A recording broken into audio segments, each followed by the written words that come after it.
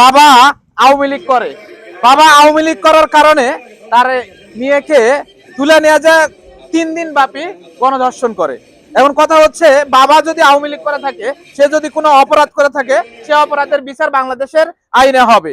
কিন্তু তার তার যে প্রেক্ষা, তার যে মানে আওয়ামী লীগের অপরাধ, এই অপরাধটুকু তার মেয়েকে দিতে হলো, অপরাধের মাসুল তার মেয়েকে দিতে হলো। কারণ বাবা হচ্ছে আওয়ামী লীগ করার কারণে তার মেয়েকে মানে গণধর্ষণ করে গত 3 দিন ধরে।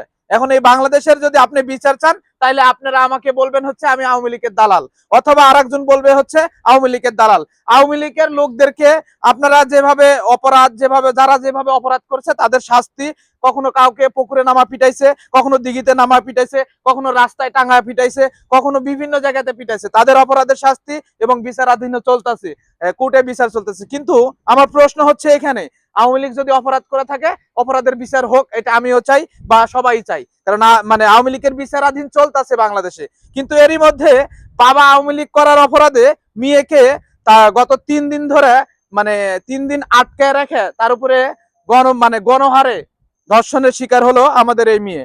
এখন আমার এই জাতির কাছে প্রশ্ন, আমাদের এই রাষ্ট্রের কাছে প্রশ্ন, যদি বাবা আওয়ামী লীগ করার অপরাধে মেয়েকে 3 দিন ধরে গণধর্ষণের শিকার হতে হয়, তাইলে আমার মনে হয় না এই বাংলাদেশে কোনো নারী নিরাপদ আছে। কারণ নিরাপদ নাই কেন, যারা নিরাপদ আছে তারা হচ্ছে হয়তো এখন ক্ষমতার বলে, কিন্তু যখন এদেরও ক্ষমতা চলে যাবে, তখন ওই মেয়েদেরকে নিরাপত্তা কে দিবে? এখন কথা হচ্ছে, আওয়ামী লীগ, বিএনপি, জামাত বড় কথা না, বড় কথা হচ্ছে আমাদের এই জাতির মেয়েরা বা আমাদের এই মা জাতিরা যেন নিরাপদে থাকে বাংলাদেশে, এটাই আমি চাই। কিন্তু সে আওয়ামী লীগ করে এই বিধায় তাকে, তার বাবা আওয়ামী লীগ করার বিধায় তাকে গত 3 দিন ধরে গণধর্ষণের স্বীকার করতে হয় এই মেয়েকে। এটা আসলে একটা দুঃখজনক ঘটনা। এটা আসলে আমি তীব্র প্রতিবাদ জানাচ্ছি। বাংলাদেশের প্রশাসনকে অবশ্যই এটা সচেতন হতে হবে এবং দৃষ্টান্ত, যারা অপরাধী তাদের দৃষ্টান্তমূলক শাস্তি দাবি করতেছি। প্লিজ এই ভিডিওটা কেউ দলীয় ভাবে নেবেন না, অন্তত কেউ আওয়ামী লীগের দালাল বলবেন না আমাকে।